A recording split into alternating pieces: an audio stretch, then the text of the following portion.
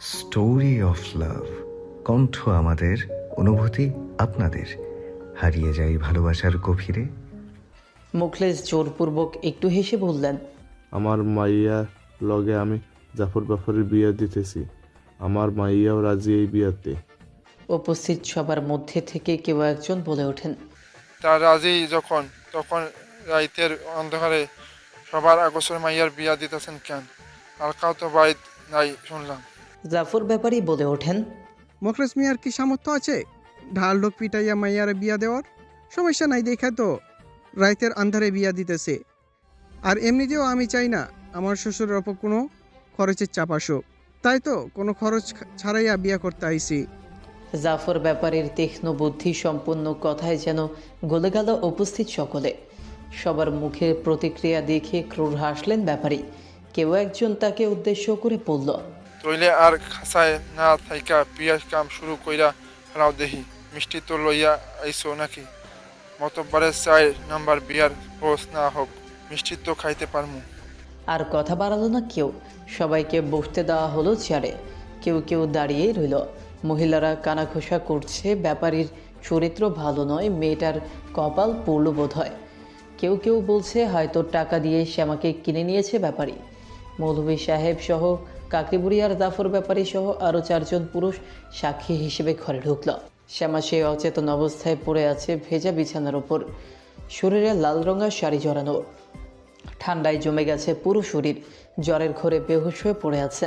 শ্বাস প্রশ্বাস অত্যাধিক গরম হয়ে গেছে। কাকরিবুড়ি শ্যামাকে কোনো রকমে তুলে বসায়। শ্যামার শাড়িটা পায়ের কাছ থেকে একটু ওপরে উঠে গেছে। জাফর ব্যাপারী সহ বাকি 4 জন পুরুষ কুনজরে চেয়ে আছে শ্যামার পায়ের দিকে। মৌলভী সাহেবের বুক চিরে ব্যর্থ শ্বাস বেরিয়ে আসলো। শ্যামার কোমল মুখটা দেখে হৃদয় কেঁপে উঠল তার। তিনি পায়ের কাছে বসে ওর শাড়িটা টেনে ঢেকে দিলেন ওর পা। দূর থেকেই শ্যামার শরীরের তাপ অনুভব করতে পেরে একটা কাঁথা জড়িয়ে দিলেন শ্যামার গায়ে। উষ্ণতা পেয়ে একটু নড়ে উঠল শ্যামা। জাফর ব্যাপারে মৌলভীর কাছে কিঞ্চিত ভ্রু কুচকালেন। মেয়েটাকে চোখ দিয়ে গিলে খাচ্ছিলেন এতক্ষণ, কিন্তু এখন মেয়েটার পুরো শরীর ভারী কাপড়ে আবৃত। জাফর ব্যাপারী বিরক্তির স্বরে বললেন, তাড়াতাড়ি বিয়ার কাম শুরু করো বলবি, সময় নাই আমার হাতে।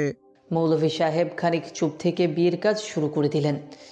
এবার আসল কাজ, কবুল বলার পালা মেয়ের। কিন্তু শ্যামা তো অচেতন, ও কি করে কবুল বলবে? মৌলভী সাহেব নরম কণ্ঠে কয়েকবার ডাকলেন শ্যামাকে, কিন্তু কোনো সাড়া নেই। জাফর ব্যাপারী বিরক্তিতে কপাল কুঁচকে মুখে সূচক শব্দ উচ্চারণ করলেন। কাকরি বুড়ি শ্যামার নরম চোয়াল চেপে ধরলেন শক্ত হাতে। খিটখিট করে বলে উঠলেন, ওই মাইয়া ও কইতাছি মরণের ঘুম ঘুমাইছস? আমাগো বাড়ি থেকে বিদায় হইয়া তারপর এই ঘুম ঘুমাইস। ওট কইতাছি ক কবুল, বিয়া করবি না? বিয়া কবুল কা, কবুল কা। শ্যামা অবচেতন অবস্থায় কোকিয়ে উঠল।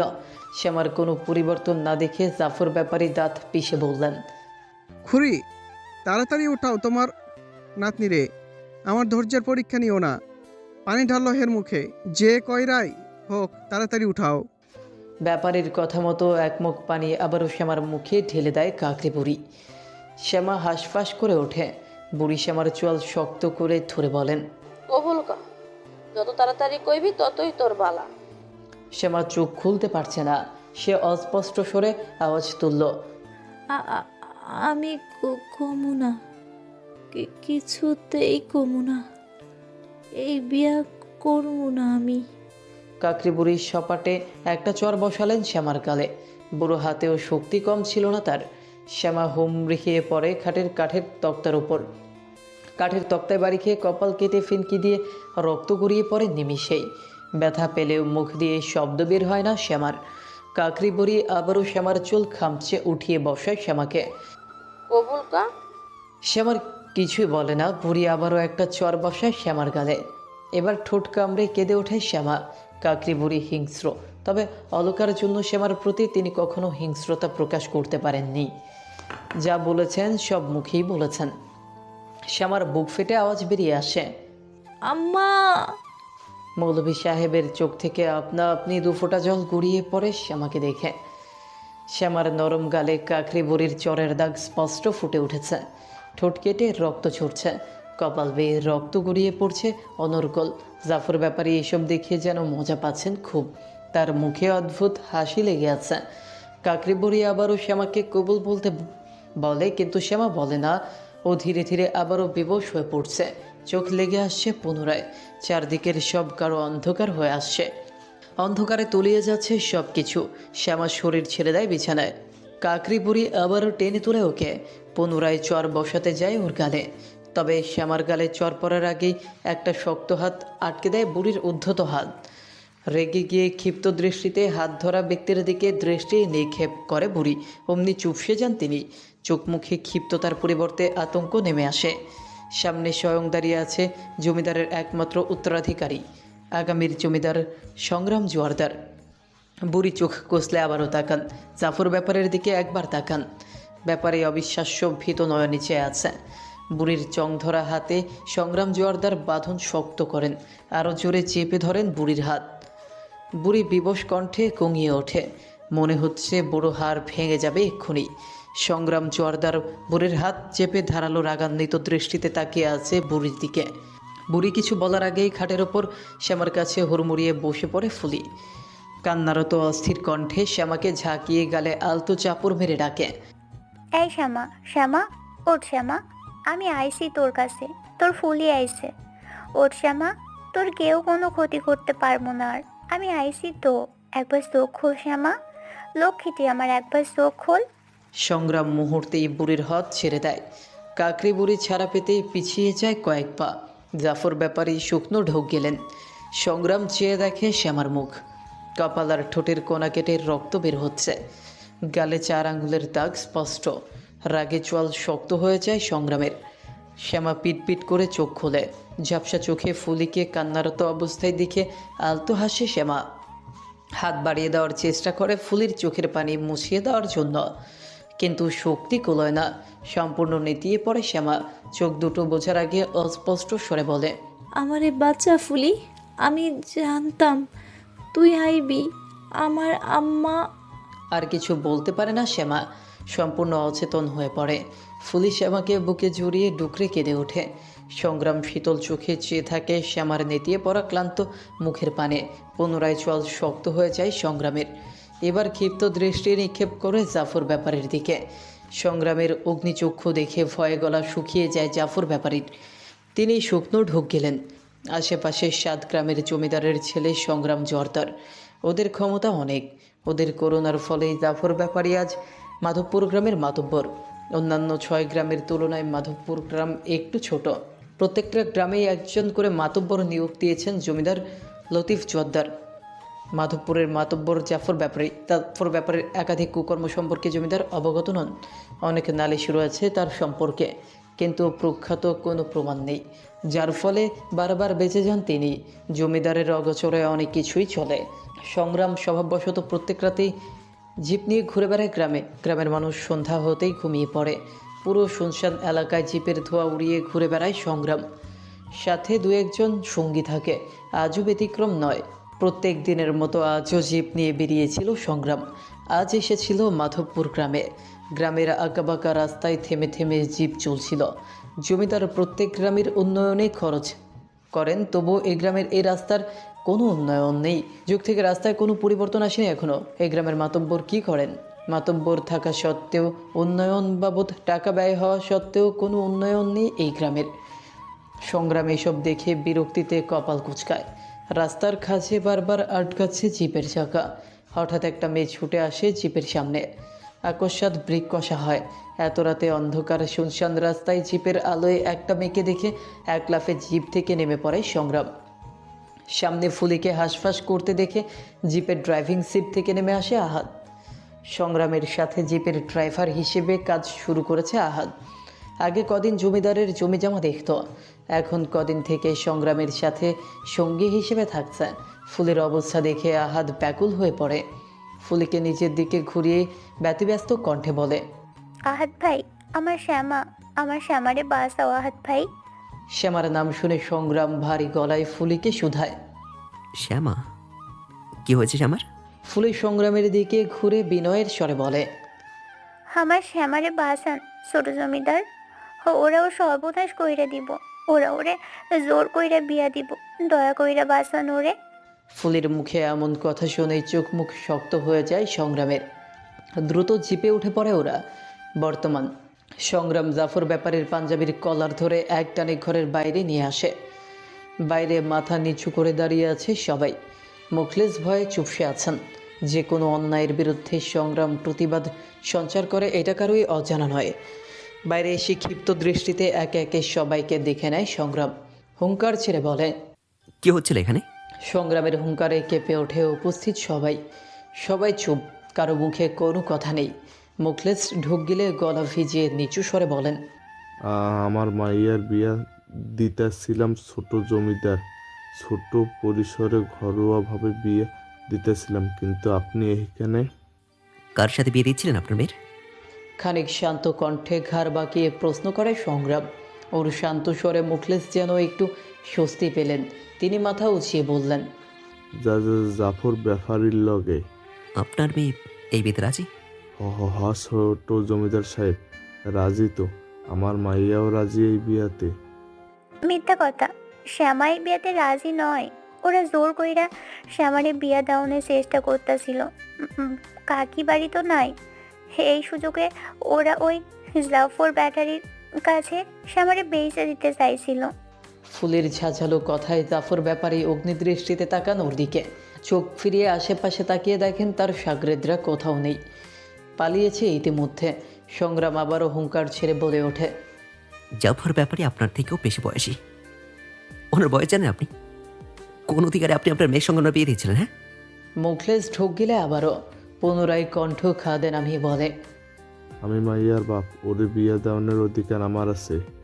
আর ইসলামেও বয়োজ্যেষ্ঠদের সাথে বিয়ে দেওয়ার নীতি আছে। চুপ, একদম চুপ। ওই মুখে ইসলামের নীতি তুলবেন না আপনি। শ্যামা, ছুঁয়েছে কে? হ্যাঁ, বলো কে ছুঁয়েছে ওকে?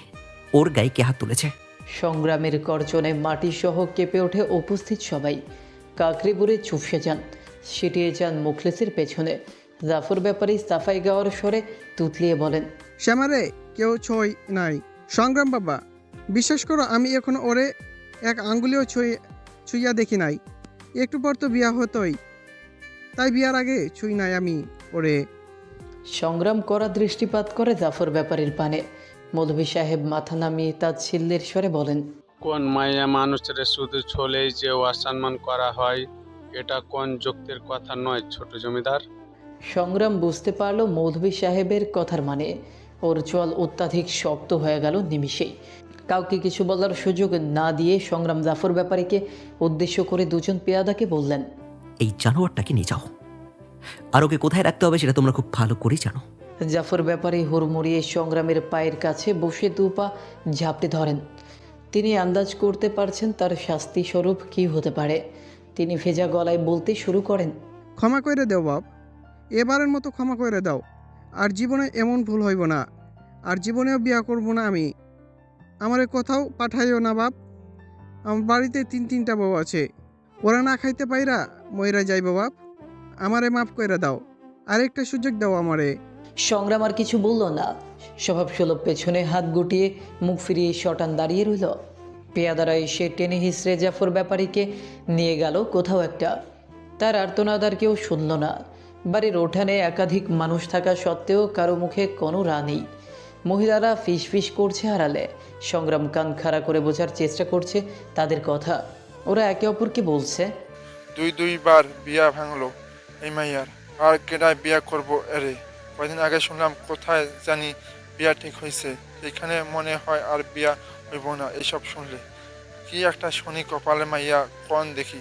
জীবনে তো শান্তি পাইল না, আর অলকারে শান্তি পাইতে দিল না। কি জানি আলকা এসব শুনলে কি করবে। সংগ্রাম তাদের কথা শুনে দাঁত পিষল। মুখলেসের হাঁটু কাঁপছে। মৌলভী সাহেব দাঁড়িয়ে না থেকে পা বাড়ালেন চলে আসার জন্য। সংগ্রাম গম্ভীর স্বরে বাধা দিলেন তাকে। দাঁড়ান। মৌলভী সাহেব দাঁড়িয়ে গেলেন। সবাই একসাথে দৃষ্টি নিক্ষেপ করলো সংগ্রামের দিকে। সংগ্রাম এবার দ্বিগুণ গম্ভীর গলায় ফুলিকে ডাকল। ফুলি। ফুলি চকিতে উত্তর দিল, জি ছোট জমিদার। শ্যামাকে তৈরি করাও, আজ এই মুহূর্তে ওর বিয়ে হবে। মৌলভী সাহেব, ঘরে যান, বিয়ে পড়ার ব্যবস্থা করুন। আজ এই মুহূর্তে লতিফ জোয়ারদারের একমাত্র পুত্র সংগ্রাম জোয়ারদারের সাথে বিয়ে হবে শ্যামার। আর একটা কথাও শুনতে চাই না আমি। পুরো বাড়িতে উপস্থিত সবার মাঝে যেন বাজ পড়ল। শান্ত পরিস্থিতিতে কথার রোল দ্বিগুণ বেড়ে গেল। গলা উঁচিয়ে কথা বলার সাহস পাচ্ছে না কেউ। ফিস ফিস করে কানাঘোষা করছে সবাই। মুখলেসের গলা দিয়ে কোনো আওয়াজ বেরোচ্ছে না। কাকরি বড়ি সহ তিনি জুবুথুবু হয়ে দাঁড়িয়েছিলেন এতক্ষণ। সংগ্রামের কথায় মুখলেস আর কাকরি বুড়ি চোখ গোল গোল করে অবিলম্বে তাকালেন। চোখ কোটর ফেটে বেরিয়ে আসার দশা। মৌলভী সাহেব স্বস্তির হাসি হাসলেন। ফুলিও অবাক লোচনে চেয়ে আছেন। শেষমেশ কিনা শ্যামার সাথে জমিদারের ছেলের বিয়ে। ফুলি শটান দাঁড়িয়ে থেকে দুপা পিছিয়ে ঘরে ঢুকল। মুখলেসের দুপা স্থির হয়ে আটকে আছে। রাত গভীর হচ্ছে। হারিকেনের টিমটিম আলোয় বিয়ে পড়ানো হয় শ্যামা আর সংগ্রাম জোয়ারদারের। ফুলের আস্থায় অবচেতন অবস্থায় মুখ নেড়ে কবুল বলে শ্যামা। রাতের অন্ধকার, আকাশ বাতাস আর ওই উপরাল্লাকে সাক্ষী রেখে পবিত্র বিবাহ বন্ধনে আবদ্ধ হয় দুটি প্রাণ, শ্যামা আর সংগ্রাম জোয়ারদার। ফজরের আজান পড়ছে। প্রতিদিনের মতো স্বভাববশত শ্যামার কানে আসছে আজানের ধ্বনি। শ্যামাদের বাড়ি থেকে কয়েকটা বাড়ি পেরোলেই মসজিদ। রোজ রোজ আজানের ধ্বনিতে ঘুম ভাঙে শ্যামার। চোখ বুজে এক মনে আজান শুনে সে আজান শেষ হতেই উঠে পড়ে নামাজের জন্য। আজও কানে আসছে আজানের ধ্বনি। আজান শেষ হতেই পিটপিট করে চোখ খোলে শ্যামা। শরীরটা এখনও অবশ আর ভারী হয়ে আছে। মাথাটা ঝিমঝিম করছে। শ্যামার মনে হলো ও যেন তুলোর উপর শুয়ে আছে। এত নরম গদি তো ওর নয়। শ্যামা চোখ বন্ধ করে রাখে কিছুক্ষণ। ওর এক হাত কোনো কিছুতে আবদ্ধ। মাথায় ভেজে ভেজে কিছু অনুভব করে শ্যামা এক হাত বাড়িয়ে মাথায় রাখে। কপালে একটা ভেজা কাপড়। শ্যামা কাপড়টা সরিয়ে আবারও আধো আধো চোখ খোলে। চারপাশ ঝাপসা লাগছে। শ্যামা আবারও ছট করে চোখ বন্ধ করে। অন্য হাতটা ছাড়ানোর চেষ্টা করে, কিন্তু পারল না। কোনো শক্ত বন্ধনে আটকে আছে ওর হাত। শ্যামা সময় নিয়ে ধীরে সুষ্ঠে চোখে এখনও আলো ফোটেনি বাইরে। শ্যামার ঘরে ফজরের সময় অন্ধকার থাকে। ফাঁক না থাকায় বাইরের আলো ঢুকতে পারে না যতক্ষণ না জানলা খুলে দেওয়া হয়। শ্যামা দেখতে পেল আজ ওর ঘরে বাইরের আলো দেখা যাচ্ছে। কোথাও থেকে ভেসে আসছে সকালের পাপমুক্ত স্নিগ্ধ নরম আলো। ঝাপসা চোখ দুটো সম্পূর্ণ খোলার চেষ্টা করে শ্যামা। চারপাশের পরিবেশে নজরে আসতেই মস্তিষ্ক জেগে ওঠে শ্যামার। এটা তো ওর ঘর নয়। শ্যামার নরম হৃদয় আটকে ওঠে, থরথর করে কেঁপে ওঠেও। অজানা আশঙ্কায় শিহরণ বয়ে যায় পুরো শরীরে। এক ঝটকায় উঠে বসে সে। এক হাতে টান পড়তেই থেমে যায়। আচমকা উঠে বসে, মাথার যন্ত্রণায় কোকিয়ে ওঠে। এক হাতে মাথা চেপে মুখ লুকায় দুই হাঁটুর ভাঁজে। ভেতর কাঁপছে শ্যামার। শ্যামা এক মুহূর্ত দেরি না করে কোনো দিকে না তাকে এক ঝটকায় নিজের হাত ছাড়িয়ে নেয়। খাট থেকে নামার জন্য উদ্যত হতেই পেছন থেকে কেউ আটকে দেয় ওকে। শ্যামার কোমর পেছন থেকে আঁকড়ে ধরেছে কেউ। শ্যামার গলা শুকিয়ে আসছে ভয়। ঘরে আবছা অন্ধকার, আবছা আলো। পেছনের ব্যক্তিকে না দেখে তাকে কিছু বলার সুযোগ না দিয়ে ছটফট করতে করতে চেঁচিয়ে ওঠে শ্যামা। ছাড়ুন আমারে, ছাড়ুন। এই বিয়া মানি না আমি। ওই নোংরা হাতে স্পর্শ করবেন না আমারে। শেষের কথাটা দাঁত কেরমির করে বলে শ্যামা। শ্যামার পিঠ ঠেকেছে কোনো বলিষ্ঠ বুকের ওপর। ওর পাতলা ফিনফিনে শরীর তলিয়ে গেছে একটা সুঠাম দেহের মধ্যিখানে, যে দু হাতে শক্ত করে আটকে রেখেছে শ্যামাকে। কারো খোঁচা খোঁচা দাড়ি বিদ্ধ হয় শ্যামার ঘাড়ে। কেঁপে ওঠে শ্যামা। নিজেকে ছাড়ানোর জন্য ছোটাছুটি করতে থাকে সে। নিজের নিস্তেজ শরীরের সবটুকু শক্তি দিয়ে যথাসম্ভব চেষ্টা করে যাচ্ছে নিজেকে ছাড়ানোর, তবে পারছে না। কোনো সুপুষ্ট ব্যক্তির শক্তির কাছে শ্যামা জোর নিতান্তই তুচ্ছ। শ্যামা শক্তি দেখিয়ে হিসিয়ে উঠল আবারও। সাইরা দে আমারে, নয়তো তোর এই হাত কাইট্টা ফেলমো আমি। নিজের শানকে শক্তি দেখাচ্ছ মেয়ে, স্বামীর হাত কেটে ফেলবে। বুক কাঁপে না তোমার? ভরাট কণ্ঠে তরিতে ঘাড় বাঁকিয়ে পেছন ফিরল শ্যামা। চোখাচোখি হলো সংগ্রামের সাথে। শ্যামার হাত পায়ে ছোটাছুটি বন্ধ হয়ে গেল নিমিষে। স্থির হলো সে। শ্যামার মুখের খুব কাছাকাছি ওর দিকেই তীক্ষ্ণ দৃষ্টিতে তাকিয়ে আছে সংগ্রাম। সংগ্রামের দৃষ্টি স্থির। শ্যামার শ্বাস আটকে এলো। অনাকাঙ্ক্ষিত ব্যক্তিকে আবিষ্কার করলো সামনে। শ্যামা পলকবিহীন নিগূঢ় চোখে চেয়ে রইল কিছুক্ষণ। সংগ্রাম একই ধারালো দৃষ্টিতে চেয়ে বাঁকা হেসে বলল, কি হলো মেয়ে, ছোটাছুটি বন্ধ করে দিলে যে? আর কি দেখছো এভাবে? পছন্দ হয়েছে স্বামীকে? শ্যামা নড়ে উঠলে একটু। পুরো শরীরে বিদ্যুৎ বয়ে গেল ওর। পলক ফেলে এদিক ওদিক তাকালো। বিলাসবহুল আসবাবপত্রে সমৃদ্ধ ঝকঝকে একটা ঘর। ঘরটা অনেক বড়, পুরো ঘর গোছানো পরিপাটি। বাইরের আসা আলোয় বোঝা যাচ্ছে পুরো ঘর। শ্যামা ঢুক গিলল। এটা কোথায় আছে ও? কার ঘর এটা? আর সংগ্রাম এখানে কি করছে? শ্যামা কম্পিত চোখে ফের তাকালো সংগ্রামের দিকে। সংগ্রাম এখনও একই দৃষ্টিতে তাকিয়ে আছে। ওর দৃষ্টির মানে বুঝতে পারছে না শ্যামা। সংগ্রামের প্রতিটা শ্বাস প্রশ্বাস অবধি অনুভব করতে পারছে সে। জীবনে প্রথম এত কাছ থেকে কোনো পুরুষকে চেয়ে দেখল সে। সংগ্রামের স্পর্শে কম্পন ধরেছে শ্যামার শরীরে। হৃদস্পন্দন বেড়ে গেছে। অস্থিরভাবে ওঠানামা করছে হৃৎপিণ্ড। সে সংগ্রামের চোখে চোখ রেখে কাপা গলায় বলল, ছাইরা দেন আমারে, আমি কোথায়? আপনি এইখানে কেন? সংগ্রাম তৎক্ষণাৎ ছেড়ে দিল শ্যামাকে। শ্যামা বসা অবস্থায় পিছিয়ে গেল একটু, শ্বাস নিল জোরে জোরে। সংগ্রাম পাঞ্জাবির হাতা গোটাতে গোটাতে খানিক ভারী গলায় বলল, আমার ঘরে আমি থাকবো না তো কে থাকবে? শ্যামা চমকে উঠল। ঘরটায় চোখ বুলিয়ে নিল আবারও। এবার তাকালো নিজের দিকে। ওর গায়ে শাড়ির উপর একটা কালো শাল চড়ানো। মিষ্টি আতরের গন্ধ আসছে গা থেকে। শ্যামা নিজেকে দেখে নিচু স্বরে বলল, আপনার ঘর মানে? আমি এইখানে কেন? এইখানে থাকবে না তো কোথায় থাকবে তুমি? তোমার স্বামীর ঘরে এটা। শ্যামা পুনরায় আটকে উঠল। দুহাতে মাথা চেপে ধরল। কি হয়েছিল কালকে? কিছু মনে নেই কেন ওর? কাল রাতে কি এমন হয়েছিল? আর শ্যামা এখানেই বা কী করছে? মনে করার চেষ্টা করলো শ্যামা, কিন্তু কিছুই মনে পড়ল না। শ্যামা শব্দ করে উঠল, আমার কিছু মনে পড়তেছে না কেন? আমি এইখানে আইলাম কেমনে? সংগ্রাম খাট থেকে নামতে নামতে নিঃসংকোচে জবাব দিল। আমার কোলে চড়ে এখানে এসেছো? মাথা ছেড়ে চোখ গোল গোল করে তাকালো শ্যামা। সংগ্রাম হেসে বলল, এইভাবে তাকিও না, আমি স্বামী হই আমি তোমার, নতুন বউ তুমি, একটু লজ্জা তো করো। যাও তাড়াতাড়ি গিয়ে জামা কাপড় বদলে নামাজ পড়ে নাও। শ্যামার অবাকের চরম সীমানায় পৌঁছেছে। কিছু মাথায় ঢুকছে না ওর। গলা শুকিয়ে আসছে। কি হচ্ছে এইসব ওর সাথে? শ্যামার অক্ষিপট ভিজে আসছে, মন বিপরীত সুরে কথা বলছে। শ্যামা চোখ নামিয়ে জড়সড় হয়ে বসল। সংগ্রাম ওর অবস্থা শুরু চোখে পর্যবেক্ষণ করে দৃঢ় পায়ে এগিয়ে গেল ওর দিকে। নির্দ্বিধায় হাত বাড়িয়ে কপালে হাত রাখলো শ্যামার। আকস্মিক স্পর্শে এক ঝটকায় পিছিয়ে সরে আসলো শ্যামা। সংগ্রাম ভ্রু কুঁচকে গম্ভীর গলায় বলল, জ্বরের ঘরে সারাত বে হচ্ছিলে, এখন জ্বর কমেছে, তাড়াতাড়ি যাও, নামাজের দেরি হয়ে যাচ্ছে। শ্যামা ভেজা কণ্ঠে অনুনয়ের স্বরে বলল, আমি এখানে কেন? কি হয়েছে আমার সাথে? আমার আম্মা কই? আমি আম্মার কাছে যাবো। ওরা ওরা তো আমারে ওই জাফর ব্যাপারের লগে। সম্পূর্ণ কথা শেষ করার আগে বাধ সাধল সংগ্রাম।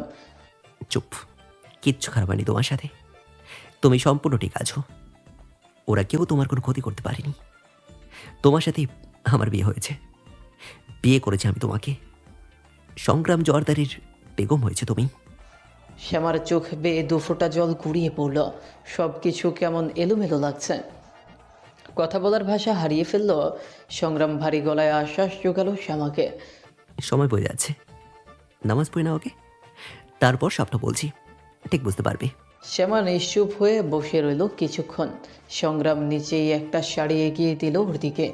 নিস্তেজ চোখে চাইল শ্যামা।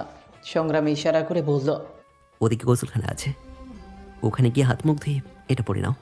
শ্যামার কথা বাড়ালো না। ধীরে ধীরে নেমে শাড়ি হাতে এগিয়ে গেল গোসলখানার দিকে। ঘরের ভেতরেই গোসলখানা। কাপড় বদলে উজু করে ঘরে আসলো। শাড়ি পরার অভ্যাস নেই শ্যামার। একা একা শাড়ি পরেও নি কখনো, আজ প্রথম। ঠিকমতো পরতে পারেনি। কুচিগুলো এলোমেলো হয়ে আছে, কোনো রকমের শরীরে জড়িয়ে রেখেছে শাড়িটা। শ্যামা এদিক ওদিক তাকিয়ে দেখলো সংগ্রাম নেই। হাফ ছাড়লো সে। বিছানার উপর একটা জায়নামাজ রাখা।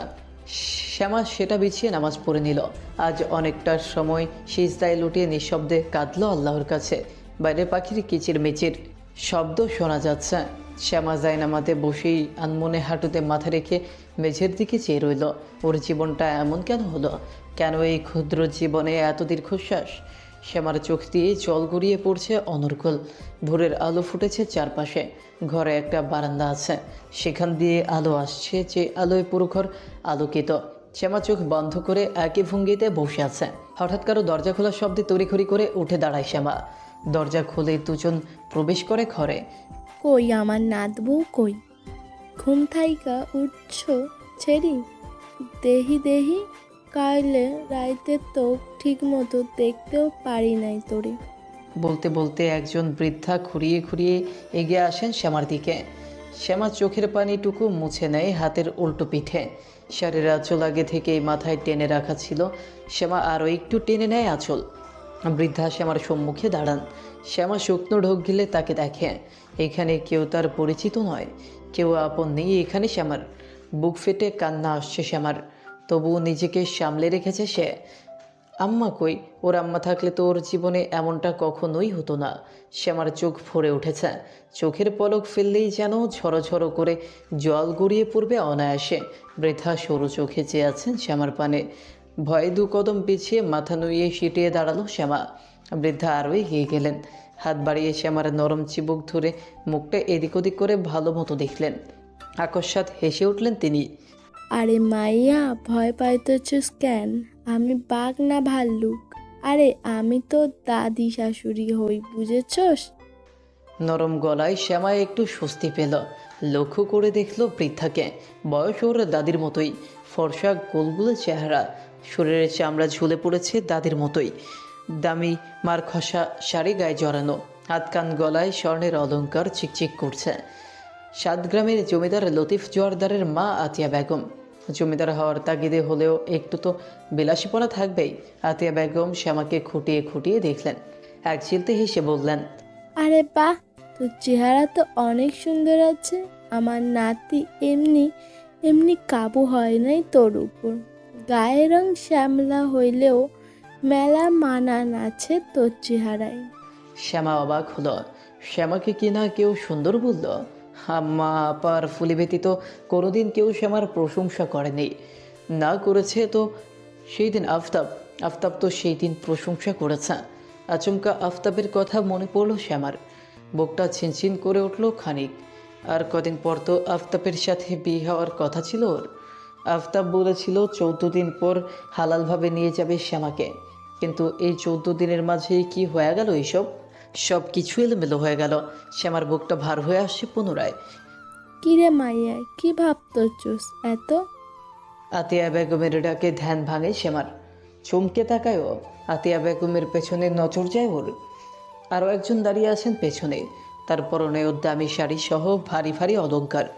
ফিনফিনে চেহারার কুচি করে শাড়ি পরা, মাঝ বরাবর সিথি করে চুলগুলো খোপা করা, আঁচল ঘাড় থেকে টেনে সামনে এনে রাখা।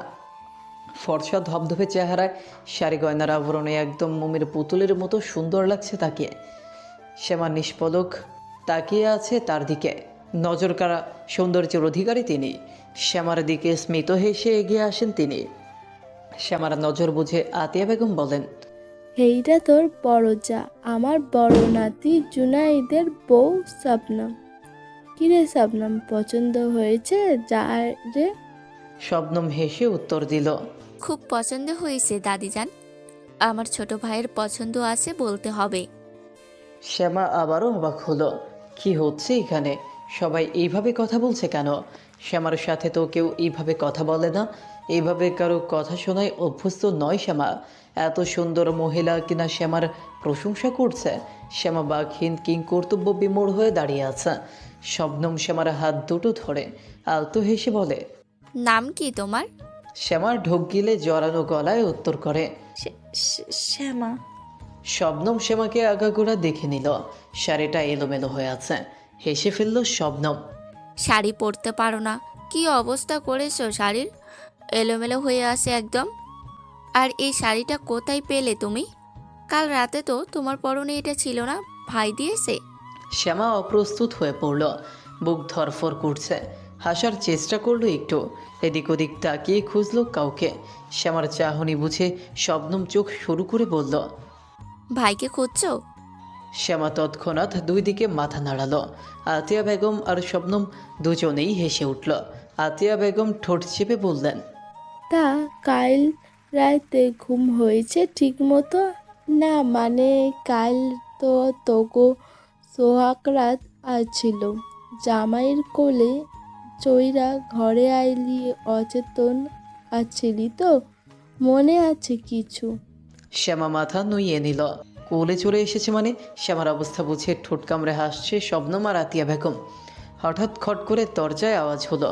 সবাই চৌকিতে তাকালো সেই দিকে। সংগ্রাম দৃঢ় পায়ে ঘরে ঢুকলো। গায়ে সেই আগের মতোই সাদা পাঞ্জাবি, পাজামা, ওপরে সাদা শাল জড়ানো। পেছনে পেছনে মাথা নুইয়ে আরও কয়েকজন মহিলা ঢুকলো। তারা বাড়ির কর্মচারী। সবার হাতে লাল কাপড়ে ঢাকা বড় বড় থালা। সংগ্রাম ইশারা করতেই তারা সেগুলো খাটের উপর রেখে মাথা নিচু করে পাশে ঘুটিয়ে দাঁড়ালো। শবনম হেসে বলল, এসেছো ভাই? তোমার বউ তো তোমাকেই খুঁজছিল। সংগ্রাম নিঃশব্দে হাসলো একটু। আতিয়া বেগম ভ্রু কুঁচকে বললেন, এসব কি? সংগ্রাম ইশারা করতেই একজন এগিয়ে গিয়ে লাল কাপড় পুরো সরিয়ে দিল। বড় বড় প্রায় 7টা থালা, সবগুলোই দামি দামি নতুন শাড়িতে পরিপূর্ণ। আতিয়া বেগম হাসলেন এইসব দেখে। সংগ্রাম গম্ভীর গলায় আদেশ করল, সবগুলো আলমারিতে ঢুকে রাখো। তড়িঘড়ি করে সেগুলো ঢুকিয়ে রাখা হলো আলমারিতে। ঘরের এক পাশে শাল কাঠের কারুকার্যপূর্ণ 3-3টা আলমারি। মাঝেরটা অনেক বড়, তার দুপাশে দুটোর একটু ছোট। তার মধ্যে একটাতে সবগুলো শাড়ি ঢুকিয়ে রেখে একে একে সবাই ঘর থেকে বেরিয়ে গেল। এইসব শ্যামার জন্য, সেটা বুঝতে বাকি রইল না কারো। শ্যামা মাথা নিচু করে দাঁড়িয়ে আছে। শবনম বলল, ভাই, তোমার বউ তো দেখি শাড়ি পরতে পারে না। তুমি বাইরে যাও তো এখন। আমি ওকে সুন্দর করে শাড়ি পরিয়ে সাজিয়ে নিয়ে আসছি। নিচে অপেক্ষা করছে সবাই ওর জন্য। আতিয়া বেগম পা বাড়াতে বাড়াতে বললেন, ও বাইরে যাইব কেন? হের স্বামী হয়, তুই বাইরে আয়, ওই ওর বউরে ঠিক শাড়ি পয়রা দেব। শ্যামা চৌকিতে তাকালো। খপ করে ধরলো শবনমের হাত। আপনি এইখানে থাহেন আপা। সংগ্রাম পরিস্থিতি সামাল দিতে গলা খাকারে দিয়ে শান্ত স্বরে বলল, আমি যাচ্ছি, তোমার যা করার তাড়াতাড়ি করো। বলেই গট গট পায়ে ঘর থেকে বেরিয়ে গেল সে। ওর যাওয়ার দিকে তাকিয়ে ঠোঁট চেপে হাসলো শবনম। সংগ্রামের পিছু পিছু ঘর থেকে বেরিয়ে গেলেন আতিয়া বেগম। শবনম দরজা চাপিয়ে নতুন একটা জামদানি শাড়ি পরিয়ে দিল শ্যামাকে। চোখে দিয়ে দিল একটু কাজল। সাজাতে সাজাতে বাড়ির সবার সম্পর্কে কিছু তথ্য জানালো শ্যামাকে। খানিক বাদে হাতে একটা গয়নার বাক্স নিয়ে আবারও আসলেন আতিয়া বেগম। বাক্স থেকে সমস্ত গয়না খাটের উপর উপুর করে ঢাললেন তিনি। মোটা মোটা ভারী কাজের গহনা। সোনা গহনার প্রতি কখনো কোনো আগ্রহ ছিল না শ্যামার। এতগুলো গয়না দেখেও কোনো উদ্বেগ জাগলো না ওর মাঝে। আতিয়া বেগম সমস্ত গয়নায় হাত বুলিয়ে ভারী শ্বাস ফেলে বললেন, এইগুলো আমাগো জমিদার বাড়ির বউদের গহনা, বংশোত্ব ঐতিহ্যবাহী পারিবারিক গহনা। এই গহনাগুলো দিয়া বরণ কইরা নেওয়া হয় বাড়ির বউকে।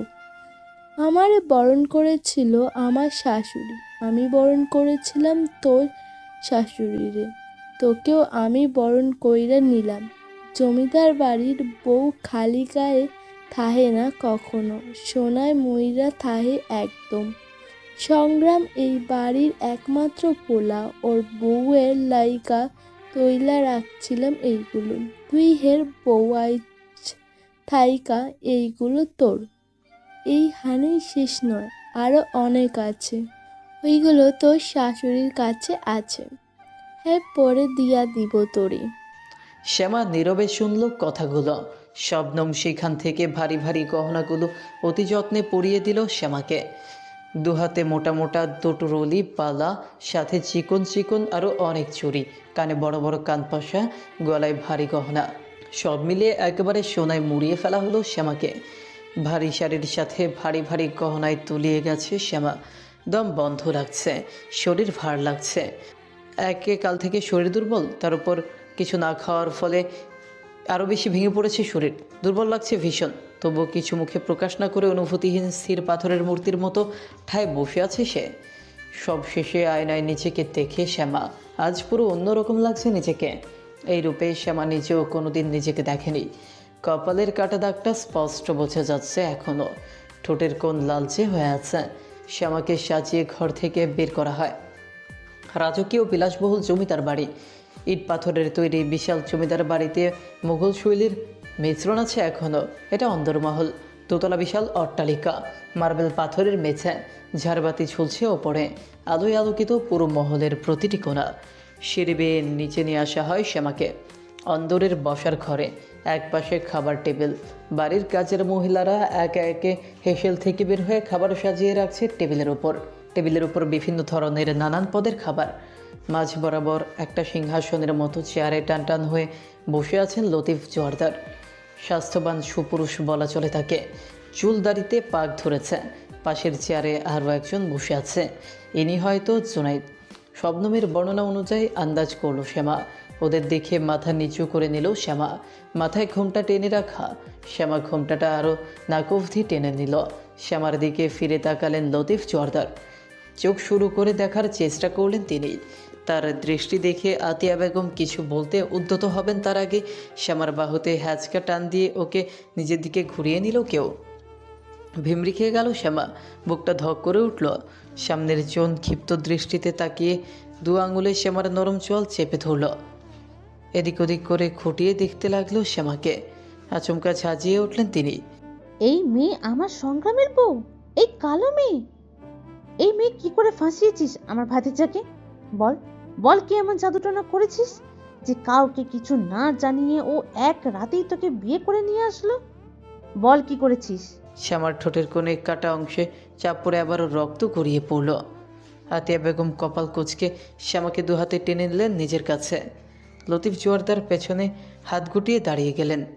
আতিয়া বেগম বলে উঠলেন, এইটা এমন ব্যবহার লতিফা? হে বউ এ বাড়ি কেমনে কথা কইতেছস ওর লগে? বউ? এই বাড়ির বউ ও? সংগ্রামের বউ? ওর কোনো যোগ্যতা আছে আমার সংগ্রামের বউ হওয়ার? বলো আম্মাজান, এই কালো মেয়ের কোনো যোগ্যতা আছে এই জমিদার বাড়ির বউ হবার? চেহারা দেখেছো এই মেয়ের? আরে এই মেয়ের থেকে তো আমাদের বাড়ির কাজের মেয়েদেরও চেহারা ফর্সা আছে। এই মেয়ের তো আমাদের বাড়ির কাজের মেয়ে হওয়ারও যোগ্যতা নেই, আর ও কিনা আমাদের বাড়ির বউ, সংগ্রাম জোয়ারদারের বউ। লতিফা, গলা নামিয়ে কথা বল। স্বীকার করিস না করিস, ও আমার ছেলের বউ। ওকে এভাবে অপমান করার কোনো অধিকার তোর নেই। লতিফ জোয়ারদারের শক্ত কণ্ঠে চুপসে যায় লতিফা। লতিফ জোয়ারদারের একমাত্র বোন লতিফা। বিয়ের 12 বছর পর স্বামীর মৃত্যুর পর থেকে ছেলে মেয়ে নিয়ে জমিদার বাড়িতে আশ্রয় হয়েছে তার। আজ প্রায় 18 বছর থেকে এই বাড়িতেই থাকছেন তিনি। তার বড় ছেলে জুনাইদ আর মেয়ে সুরবালা। লতিফা ব্যতীত আতিয়া বেগমের আর কোনো সন্তান নেই। লতিফার রকচটা স্বভাবের। লতিফ জোয়ারদারের শক্ত কণ্ঠে বলা কথায়ও গলা নামিয়ে বলে, কেন ভাইজান? আমার কেন কোনো অধিকার থাকবে না? সংগ্রাম কি আমার ছেলে নয়? ও তো আমার কাছে আমার জুনায়েদের মতোই, আমার ছেলের মতোই। ওর ভালো মন্দ দেখার বিচার করার অধিকার কি আমার নেই? ও তো ছেলের মতো, কিন্তু ছেলে নয়। ও আমার ছেলে, আর আমার ছেলে নিজের ভালো মন্দ বোঝে। ও বিয়ে করেছে এই মেয়েকে। এই মেয়ে ওর বিয়ে করা বউ, জোয়ারদার বাড়ির একমাত্র বউ। ও সংগ্রাম জোয়ারদারের বউ, আগামী জমিদার গিন্নি। ওর বিষয়ে আর একটা বাজে মন্তব্য শুনতে চাই না আমি। শ্যামা ছলো ছলো চোখে তাকালো লতিফ জোয়ারদারের দিকে। গ্রামের জমিদার হিসেবে তার দয়া, ভালো মানুষের কথা অনেক শুনেছে। আজ দেখেও নিল। টুপ করে 2 ফোঁটা জল গড়িয়ে পড়ল শ্যামার চিবুক পেয়ে। লতিফা গজগজ করতে করতে বললেন, আমার অধিকার নাই থাকতে পারে, কিন্তু ভাবির অধিকার আছে। সংগ্রামের গর্ভধারিণী মা ভাবি। ভাবি কিছুতেই এই কালো মেয়েকে নিজের ছেলের বউ হিসেবে মেনে নেবে না। আতিয়া বেগম শান্ত কণ্ঠে বললেন, মাইনা নিব না মানে? ডাক বৌমারে, আমিও দেহি কেমনে মাইনা না নিয়ে থাকতে পারে। লতিফা মুখ ঝামটা দিয়ে সিঁড়ি ডিঙিয়ে ওপরে চলে যান। হেসেলের দরজার পাশে মাথা নত করে দাঁড়িয়ে আছে বাড়ির সমস্ত কাজের লোক। সবার সামনে লজ্জায় মাথা নুয়ে আছে শ্যামা। নিজেকে বিকৃত মনে হচ্ছে তার। শবনম শ্যামার দিকে তাকিয়ে চোখের ইশারায় সান্ত্বনা দিয়ে এগিয়ে গেল টেবিলের দিকে। প্লেট উল্টে দিল ভাত বাড়ার জন্য। খাওয়ার সময় এখন সবার। বাড়ির পুরুষেরা আগে খাবার খেয়ে উঠে যায়, তারপর মহিলারা খেতে বসে। একেবারে কড়াকড়ি নিয়ম নয়, তবে এটাই মানে সবাই। বাড়িতে পুরুষ বলতে তো কেবল 3 জন, সংগ্রাম, জুনাইদ আর লতিফ জোয়ারদার। শবনম প্লেটে ভাত দেওয়ার আগে হাত উঁচিয়ে বাদ সাধে লতিফ জোয়ারদার। তিনি শ্যামার পানে তাকিয়ে নরম কণ্ঠে ডাকলেন, শ্যামা, এদিকে এসো তো আম্মা। দেখি আমার বৌমাকে। আজ আমার বৌমার প্রথম দিন এই বাড়িতে, ওই খাবার পরিবেশন করবে সবাইকে। শ্যামা করুণ চোখে চেয়ে রইল। ধীর পায়ে এগিয়ে গেল টেবিলের দিকে। লতিফ জোয়ারদার হাত রাখলেন শ্যামার মাথায়, আদুরে কণ্ঠে বললেন, লতিফার কথায় কিছু মনে করো না আম্মা, ও একটু কড়া স্বভাবের, মুখের ওপর কথা বলে দেয়। হঠাৎ তোমাদের বিয়েটা হয়েছে তো, তাই তোমার শাশুড়ি আর ফুফু শাশুড়ির মানতে একটু কষ্ট হচ্ছে, বুঝেছো? হ্যাঁ, ওদের সময় দাও একটু, সব ঠিক হয়ে যাবে। তোমার শাশুড়ির নিচে আসবে এক্ষুনি। হ্যাঁ, যদি কিছু বলে তাহলে কিছু মনে করো না। হ্যাঁ, কিচ্ছু মনে করো না। শ্যামা মাথা দোলালো। লতিফ জোয়ারদার মুচকে হাসলেন। আমার কোনো মেয়ে নেই মা, তুমি আমার মেয়ে হয়েই থাকবে এই বাড়িতে। নিজের বাবাকে ছেড়ে এসেছো, আমাকে না হয় তার স্থান দিও, বাবা মনে করো আমায়। হ্যাঁ। শ্যামার চোখ ভিজে আসলো এবার। ওর বাবার ভালোবাসা তো কখনো পায়নি ও, ওর আব্বার জন্যই তো এসব হয়েছে।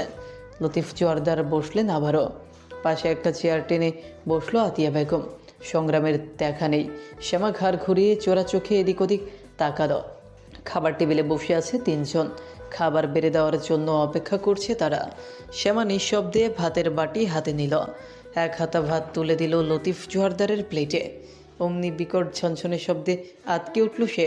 টেবিলের ওপরে রাখা সমস্ত খাবারের বাটি ঝনঝন শব্দ তুলে নিমিষেই গড়িয়ে পড়ল শান বাঁধানো মেঝেতে। চেয়ার ছেড়ে উঠে পড়ল সবাই। শ্যামা সিটিয়ে গেল পেছনে, চোখ তুলে তাকালো সবটা বোঝার জন্য। টেবিলের উপর পাশে রক্তচক্ষু নিয়ে শ্যামার দিকে তাকিয়ে আছে সালেহা জোয়ারদার, অর্থাৎ সংগ্রামের মা। তার পেছনে আছেন লতিফা। লতিফার মুখে বক্র হাসি। শ্যামা ঢোক গিলল সালেহাকে দেখে। লতিফ জোয়ারদার সশব্দে উঁচু স্বরে বললেন, এটা কি ধরনের ব্যবহার সালেহা? কি করলে এটা তুমি? হ্যাঁ, এই মেয়ে এই বাড়িতে কি করছো এখনো? ওকে কেউ বের করে দেয়নি কেন এখনো? এই মেয়ে, বের হ আমার বাড়ি থেকে। কোন অধিকারে এই বাড়িতে এখনো আছিস তুই? বের হ।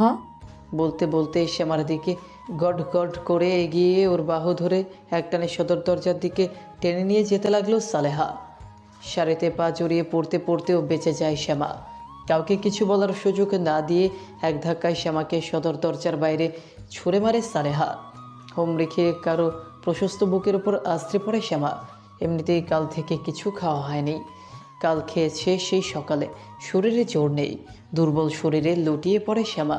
সামনের চন্দু হাতে আগলে নেয় শ্যামাকে। শ্যামা মাথা তুলে ভেজা নিভু নিভু নয়নে তাকায়। সংগ্রামকে দেখে এক মুহূর্ত অপেক্ষা না করে সালেহা বেগম বলে ওঠেন, তুই এসেছিস বাবা? এই মেয়েকে বের করে দে এক্ষুনি। ওকে সহ্য হচ্ছে না আমার, মানি না আমি ওকে। এই মেয়ে আর এক মুহূর্তও যেন এই বাড়িতে না থাকে। সংগ্রাম শ্যামাকে দাঁড় করায়। ওর হাত শক্ত করে ধরে এগিয়ে আসে। জোরালো কণ্ঠে বলে, ও কোথাও যাবে না আম্মা, ও আমার স্ত্রী, এই বাড়িতেই থাকবে ও। না, ও থাকবে না এই বাড়িতে। এই কালো মেয়েকে তোর বউ হিসেবে মানি না আমি। এই সামান্য মাছ ধরা জেলের মেয়েকে মানি না আমি। তুই জানিস ওর বিয়ে ভেঙেছিল একবার লগ্নভ্রষ্টাও। এই মেয়েকে কিছুতেই মানব না আমি। আমি মানি ওকে, আর সবটা জেনেই আমি ওকে বিয়ে করেছি। 3 কবলে বিয়ে করার সহধর্মিনীও আমার। কালিমা পড়ে বিবাহ বন্ধনে আবদ্ধ হয়েছে আমরা। ও আমার বিবাহিত স্ত্রী, আমার আমানত। কথা শেষ করেই শ্যামার দিকে তাকালো সংগ্রাম। শ্যামার চোখ নিভে আসছে, অসাড় হয়ে আসছে পুরো শরীর। দুর্বলতায় পা ভেঙে লুটিয়ে মাটিতে পড়তে নেয় শ্যামা। তবে মাটিতে পড়ার আগেই ওকে আবারও 2 হাতে আগলে নেয় সংগ্রাম। হাতিয়া বেগম আর শবনম দৌড়ে আসেন শ্যামার কাছে। সংগ্রাম শ্যামার গালে হাত রেখে আলতো চাপড় দিয়ে ডাকে, এই মেয়ে, কি হলো তোমার? ওঠো, চোখ খোলো। শ্যামা, এই শ্যামা। নাদবো, কি হইল তোর? দাদু ভাই নাদবউ যে ঘরে লইয়া যা তাড়াতাড়ি। সংগ্রাম তড়িঘড়ি করে কোলে তুলে নেয় শ্যামাকে। আশেপাশে না তাকিয়ে দ্রুত পায়ে সিঁড়ি বেয়ে ঘরে চলে যায়। এদিকে ওর যাওয়ার দিকে তাকিয়ে হিসিয়ে ওঠে সালেহা। লতিফা আগুনে ঘি ঢালার মতো করে খুঁচিয়ে বলে, দেখেছো ভাবি, এক রাতেই তোমার ছেলেকে কেমন হাত করেছে। সংগ্রাম কেমন মুখে মুখে তর্ক করলো ওই মেয়ের জন্য। ওই মেয়েকে আর থাকতে দিও না এই বাড়িতে, নয়তো কদিন পর তোমার দিকে ফিরেও তাকাবে না তোমার নিজের ছেলে। এর থেকে তো আমার মেয়ের সাথে। পুরো কথা শেষ করতে পারল না লতিফা। তার আগেই সালেহা তরবর পায়ে উঠে গেল নিজের ঘরে। ওর যাওয়ার দিকে তাকিয়ে মুখ বাঁকালো লতিফা। এদিকে শ্যামাকে ঘরে এনে খাটের উপর শুইয়ে দিয়েছে সংগ্রাম। শবনম তড়িঘড়ি করে শ্যামার মুখে পানি ছেটালো। আতিয়া বেগম এক নাগারে ডেকেই যাচ্ছে তখন থেকে। সংগ্রাম পাশে চঞ্চল চোখে চেয়ে আছে শ্যামার পানির ছেটায় চোখ মুখ কুচকালো শ্যামা। অর্ধ ভেজা চোখ দুটো টেনে টুনে খুলল। ওঠার চেষ্টা করলো, পারল না। শবনম কাঁধে জড়িয়ে টেনে তুলল ওকে। ঠিক আছো তুমি? শ্যামা মাথা নাড়ালো, মুখ দিয়ে কথা বের হচ্ছে না। পেট চেপে বসে রইল শ্যামা। সংগ্রাম গম্ভীর গলায় বলে উঠল, মুখ দিয়ে কথা বের হয় না তোমার? কথা বলতে পারো না তুমি? সবসময় এত চুপচাপ থাকো কেন তুমি? শ্যামা সরে আসলো শবনমের কাছে। শবনম শ্যামার কাঁধে হাত রাখলো। আহ ভাই, বকো না তো মেয়েটাকে। এমনিতেই আম্মা আর মামিকে অনেক কথা শুনিয়েছে ওকে। ঠোঁটটা কেটে গেছে আবারও। কষ্ট হচ্ছে বোন। শ্যামা দুই দিকে মাথা নাড়ালো। সংগ্রাম তীক্ষ্ণ সরু চোখে চাইলো আবারও। শ্যামা মাথা নিচু করে চোখ বন্ধ করে লজ্জা খুইয়ে নির্লজ্জের মতো বলল, ক্ষুধা লাগছে আমার, কাইল থাইকা কিচ্ছু খাই নাই। বলতে বলতে শ্যামার গলা বিবশ হয়ে আসে। নিজের কাছে নিজেকে ছোট মনে হচ্ছে। ওর কথায় আতিয়া বেগম আর শবনম একে অপরের দিকে চাওয়াচাই করলেন। সংগ্রাম পেছনে গোটানো হাত দুটো ছেড়ে দেয়, শান্ত চোখে তাকায় শ্যামার দিকে। আতিয়া বেগম গলা নামিয়ে বললেন, ছি ছি ছি, ক্ষমা করো নাথবো, তোর খাওয়ার মাথায় আসে নাই আমগো। ভাবছিলাম এক লগে খামু, তুই যে কইলা থাইকা কিছু খাস নাই জানতাম না বুবু। তুই আগে কইবি না যে তোর ভুক লাগছে? ছি, কি কাণ্ড কে দেখি। শ্যামা পেট চেপে মাথা নুইয়ে রেখেছে। শবনম বলে ওঠে, ইস, আমিও কিভাবে ভুলে গেলাম বলো তো তোমার খাওয়ার কথা। খুব ক্ষুধা পেয়েছে বোন, তুমি বসো, আমি এক্ষুনি খাবার নিয়ে আসছি তোমার জন্য। এই যাবো আর এই আসবো। বলেই তড়িঘড়ি করে খাট থেকে নেমে দ্রুত পায়ে ঘর ত্যাগ করলো শবনম। আতিয়া বেগম সংগ্রামকে উদ্দেশ্য করে বলেন, দাদু ভাই, তুই নাথবো লগে একটু বস দেহি, একলা ছাড়িস না ওরে, আমি আইতেছি। কথাটা বলে আতিয়া বেগমও পেরিয়ে গেলেন ঘর থেকে। আরও গুটিসুটি হয়ে বসলো, মুড়িয়ে নিল নিজেকে। সংগ্রাম চেয়ে রইল খানিকক্ষণ, তারপর বসলো খাটের উপর। শান্ত কণ্ঠে শোধালো, খিদে পেয়েছে, আগে কেন বলনি? অন্তত ভাবিকে বলতে পারতে।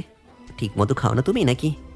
তোমার বাড়িতে কেউ তোমাকে খেতে দিত না? হ্যাঁ, না খেয়ে খেয়ে কি অবস্থা করছে নিজের শরীরের? একটা পুতলিতে উড়ে যাবে তুমি। শ্যামা কিছু বলল না, কথা আসছে না গলা দিয়ে। শরীর টনটন করছে দুর্বলতায়। সংগ্রাম চেয়ে থাকলেও শ্যামার শুকনো ভীত মুখশ্রীর পানে। কয়েক মুহূর্তের মধ্যেই শবনম আসলো খাবার নিয়ে। একটা বড় ট্রেতে করে প্লেটে ভাত আর কয়েকটা বাটিতে তরকারি সহ নিয়ে এসেছে। এসেই তাড়াহুড়ো করে বলল, ভাই, শ্যামাকে খাইয়ে দাও তো। সৈকত কাঁদছে, সকাল থেকে কাছে পাইনি আমায়। আমি একটু ওর কাছে যাই। বলেই হাতের ট্রে খাটের ওপর রেখে তড়িঘড়ি করে ঘর থেকে বেরিয়ে গেল শবনম। শ্যামা চোরা চোখে তাকালো সংগ্রামের দিকে। ঢোক গিলল শুকনো।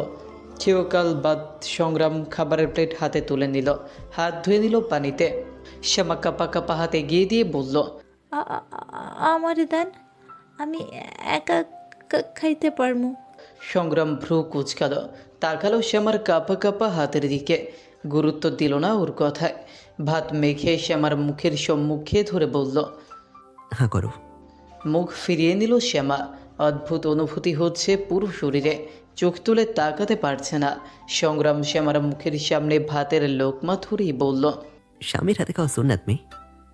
সবার ভাগে কিন্তু এমন স্বামী জোটে না যে তাকে এত এত যত্ন সহকারে ভালোবাসে খাইয়ে দেবে। তুমি কিন্তু ভাগ্যবতী আছো বলতে হবে। নিজের থেকে তোমার স্বামী তোমাকে খাইয়ে দিচ্ছে, আর কি চাই তোমার? শ্যামার মুখে কথা ফুটলো এবার। তাচ্ছিল্য হেসে ও ক্ষীণ স্বরে বলল, ভাগ্যের কথা আমারে কইয়েন না ছোট জমিদার সাহেব, ভয় পাই আমি আমার ভাগ্যরে।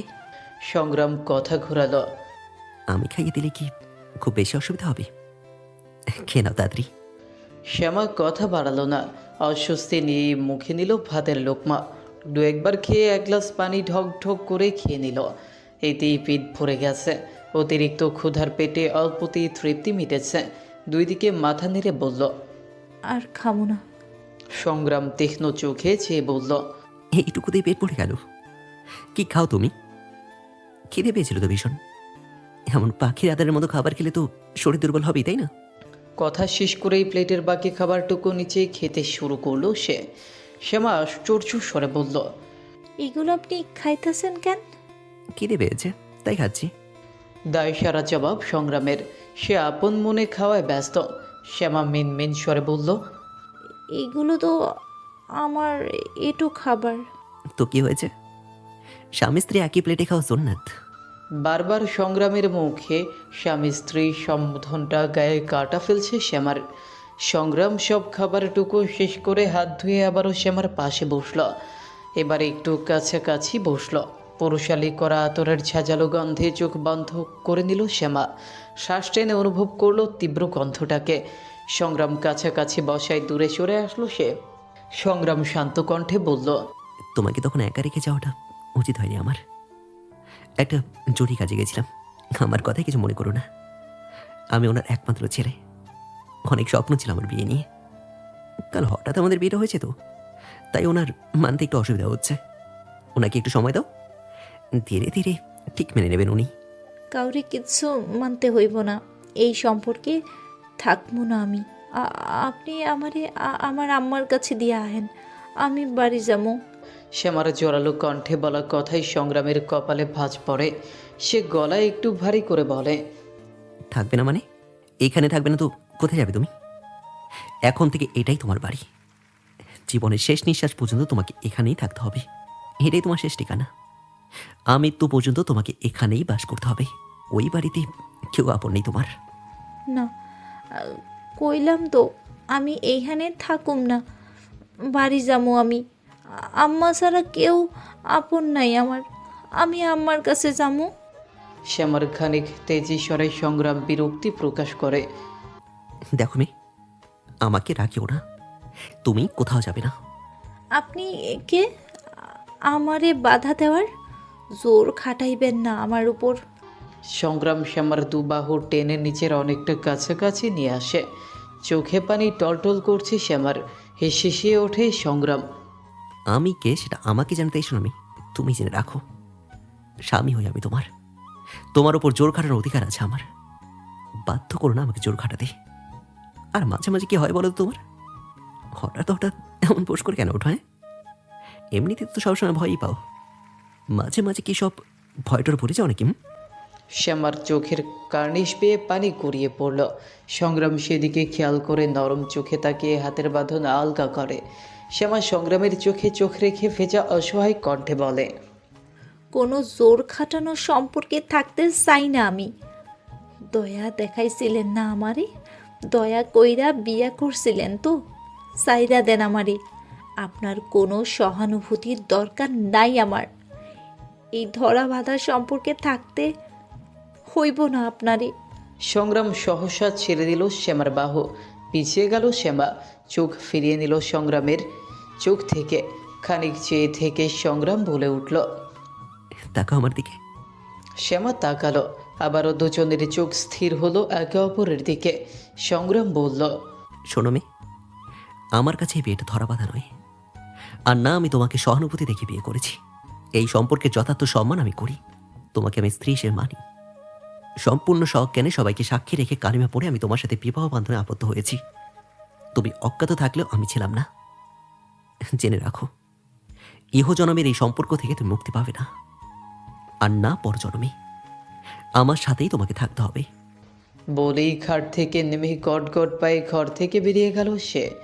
আর তাকালো না কোনো দিকে। শ্যামাকে কিছু বলার সুযোগও দিল না। শ্যামার চোখ থেকে অনর্গল পানি গড়িয়ে পড়ছে। দুহাটুর মাঝে মুখ গুজে ফুপিয়ে ওঠে সে। সময় গড়াচ্ছে। বিকেল হয়ে গেছে। ঘর থেকে আর বের হয়নি শ্যামা। দুপুরে গোসল সেরে নামাজ পড়ে নিয়েছে। এর মধ্যে আতিয়া বেগম আর শবনম অনেকটা সময় দিয়েছে ওকে। আসরের নামাজ শেষে শ্যামা একটু হাঁটাহাঁটি করে পুরো ঘরে কোনো জিনিস স্পর্শ না করে পুরো ঘর ভালো মতো দেখে নেয়। ঘরে অনেক দামি দামি জিনিসপত্র। সবগুলোতেই রুচিশীল রাজকীয়তা প্রকাশ পাচ্ছে, যা কখনো চোখের দেখাও দেখেনি শ্যামা। একপাশে একটা টেবিল ভর্তি অনেক ধরনের বই, ঘরের দেয়াল জুড়ে সংগ্রামের অনেক অনেক ছবি টানানো আছে। রঙিন রং তুলিতে আঁকা ছবি আছে অনেক, জমিদারি হাবভাব প্রকাশ পাচ্ছে সব চিত্রতেই। প্রত্যেকটা ছবিতেই গায়ে সাদা কালো শাল চড়ানো, একদিকের দেয়ালে একটা ধনুক ঝুলছে। একটু পায়চারি করতে করতে শ্যামা বারান্দার দিকে পা বাড়ায়। বারান্দায় যেতেই একটা দমকা হাওয়া ছুঁয়ে দেয় শ্যামাকে। ঠান্ডায় কেঁপে ওঠেও গায়ে ভারী কাপড় নেই, শুধু শাড়ি, গায়ের সমস্ত গয়নাও খুলে রেখেছে। আছে শুধু দুহাতে দুটো চিকন চিকন চুড়ি। শ্যামা শাড়ির আঁচল জড়িয়ে বারান্দার কেনার ঘেঁষে দাঁড়ায়। আশেপাশে অনেক গাছগাছালি, নিচের দিকে চোখ যায় শ্যামার। নিচে বাগান, বাগানের পাশে বৈঠক বসেছে, জমিদারি বৈঠক। অনেক লোকের উপস্থিতি সেইখানে, কোনো কিছু নিয়ে বিচার বসেছে হয়তো। সবার সামনে একটা সিংহাসনের মতো চেয়ারে পায়ের উপর পা তুলে টান টান গম্ভীর হয়ে বসে আছেন লতিফ জর্দার। সংগ্রাম পাশেই পিছনে হাত গুটিয়ে দাঁড়িয়ে আছে। সেই যে বেরিয়ে গেল আর তখন থেকে ঘরে আসেনি সে। এই লোকটার বিষয়ে কোনো ধারণা নেই শ্যামার। কেমন এই লোকটা, কি চায় উনি, কি আছে এই লোকটার মনে, কেনই বা আটকাচ্ছে শ্যামাকে? শ্যামার মতো সাধারণ মেয়েকে বিয়ে করলো কেন? ওকে বিয়ে করার তো কারণ বা জোর ছিল না ওনার কাছে। এত সুদর্শন পুরুষ হয়েও কেন নিজের জীবনকে জোরালো শ্যামার সাধারণ উচ্ছিষ্ট জীবনের সাথে? কেন শ্যামার উপর দয়া দেখিয়ে, জমিদারের ছেলে বলে নিজের মর্যাদা বৃদ্ধির জন্য দয়া করলো শ্যামাকে? প্রশ্ন জাগে শ্যামার মনে, আবার উত্তর খুঁজে দেয় নিজের মন। ও নিজে বললেন দয়া দেখায়নি, তাহলে শ্যামাকে বিয়ে করার কারণ কি? কোন দিক থেকেই তো শ্যামা ওনার যোগ্য নয়। শ্যামার থেকে দ্বিগুণ উজ্জ্বল ওনার গায়ের রং, চেহারাতে আভিজাত্যের একটা অন্যতম ছাপ, সৌন্দর্যের তুলনাহীন। এমন সুদর্শন দাম্ভিক পুরুষ সে জীবনে দুটো দেখেনি শ্যামা। প্রথম যেদিন জঙ্গলে দেখেছিল, চোখ আটকে গেছিল শ্যামার। প্রথমবার কোনো পুরুষ দৃষ্টি আকর্ষণ করেছিল তার, প্রথমবার হবে না তো কে? শ্যামা তো কোনো পুরুষের সম্মুখীন হয়নি কখনো। শ্যামা ওপর থেকে এক ধ্যানে তাকিয়ে আছে সংগ্রামের দিকে। এই লোকটাকে দেখে তার হাবভাব বোঝা মুশকিল। শ্যামা, সুপরিচিত কণ্ঠে শ্যামা চৌকিতে তাকায় পেছনে, চোখ চিকচিক করে ওঠে ওর। জোরে শ্বাস টেনে হাঁসফাঁস করে ছুটে এসে জড়িয়ে ধরে ফুলিকে। কেঁদে উঠে আচমকা, শক্ত করে জড়িয়ে ধরে ক্রন্দনরত কণ্ঠে বলে, ফুলি, তুই আইসস ফুলি? আমার আম্মা কই ফুলি? আম্মা, আমি আম্মার কাছে যাবো ফুলি। তুই আমারে আমার আম্মার কাছে নিয়ে চল, আমি থাকবো না এখানে। ফুলি শ্যামাকে ছাড়ায় নিচের থেকে, ওর চোখেও পানি চিকচিক করছে। ভেজা কণ্ঠে বলে, কাকি আহে নাই শ্যামা, জানানো হয় নাই এখনো কাকিরে। তুই ক দেখি কেমন আছিস এখন? শ্যামা ফুপিয়ে উত্তর দেয়, আমি ভালো আছি, কিন্তু তুই এইখানে আইলি কেমনে? আহাত ভাইয়ের লগে সকাল সকাল আইতে চাইছিলাম, কিন্তু একলা আইতে পারি নাই, সাহস কুলাই নাই আউনের। ছোট জমিদার একটু আগে আহান ভাইরে পাঠাইছিল আমাকে আনার লাইকা, তাই আইলাম। শ্যামা খানিক বিস্মিত হয়, ফুলিকে নিয়ে বসে খাটে। ফুলি এদিক ওদিক আশ্চর্য নয়নে চেয়ে বলে, এইটা তোর ঘর শ্যামা? আরে বাপ রে, কি বড় ঘর, কত জিনিসপত্র ঘরে। জানোস, জমিদার বাড়ির বাইরে থাইকা দেখছি সব সময়, ভিতরে আহি নাই কখনো। আউনের একটা ইচ্ছা আসিল আমার, আইস প্রথমবার আইলাম, তাও তোর কল্যাণে। কি সুন্দর বাড়ি। আউনের সময় দেখলাম কত বড় অন্দরমহল, কতগুলা ঘর। শ্যামা বলল না কিছু, শুয়ে পড়ল খাটে, মাথা রাখলো ফুলির কোলে, চোখ বুঝে অসহায় কণ্ঠে আবদার করলো, আমার মাথায় একটু হাত বুলাইয়া দিবি ফুলি?